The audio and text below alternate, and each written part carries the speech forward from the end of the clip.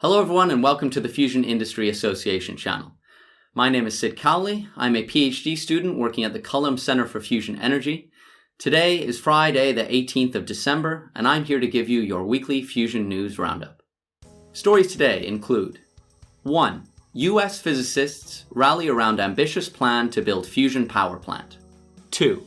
UK takes a step towards world's first nuclear fusion power station. 3. China just switched on its artificial sun nuclear fusion reactor. 4. It's time to place a macro bet on nuclear fusion. And as always, I have bonus stories at the end. 1.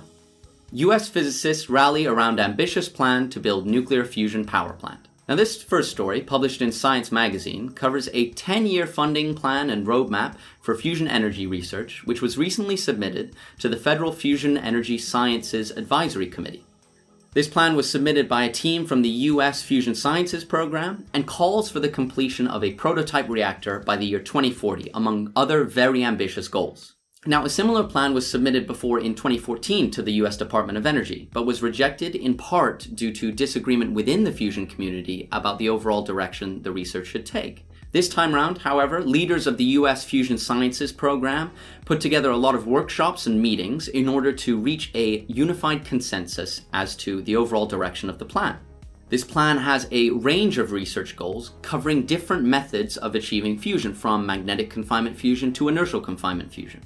What's more, the plan aims to leverage new technologies, from supercomputer simulations to 3D printing to high-temperature superconducting magnets. Overall, it seems that this plan will have a much higher chance of being accepted by the US Department of Energy, since it echoes the unified desire from the fusion community to make a positive impact on our energy systems and to make that impact as soon as possible.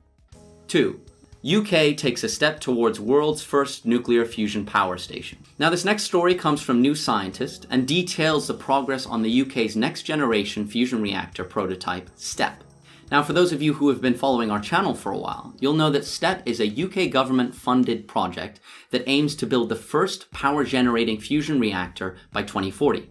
This 100-megawatt power-generating plant also aims to leverage key UK-based physics research, including research into high-temperature superconducting magnets and into small tight aspect ratio tokamaks. Now, recently, the UK government announced a search for an appropriate site for the power plant. This marks a significant step in the project, since most news we've heard about STEP before has been related to its initial concept or design.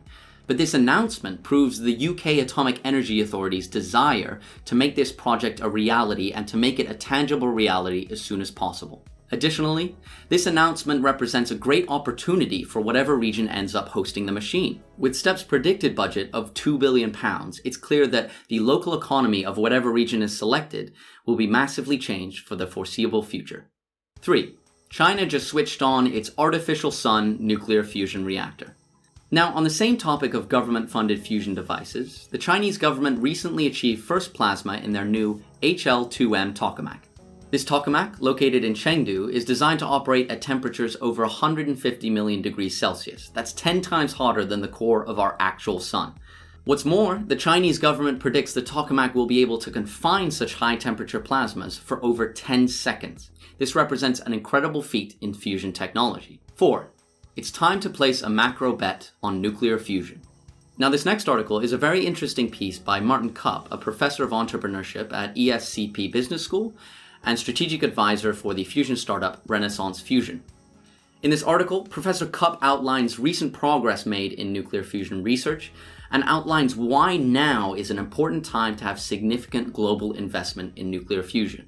In particular, Professor Kupp highlights the progress on what's known as the fusion triple product, and that's a number that essentially quantifies how close we are to an ignited fusion reactor. He notes that this fusion triple product has increased by over a factor of 1 million since fusion research began. Additionally, he highlights the recent progress made by the many fusion startups we've seen over the past few decades. However, more than just highlighting the need and the opportunity for nuclear fusion investment, this article discusses a possible investment strategy known as a megafund. Now, this megafund financial structure is currently being researched by a team at MIT's Laboratory for Financial Engineering.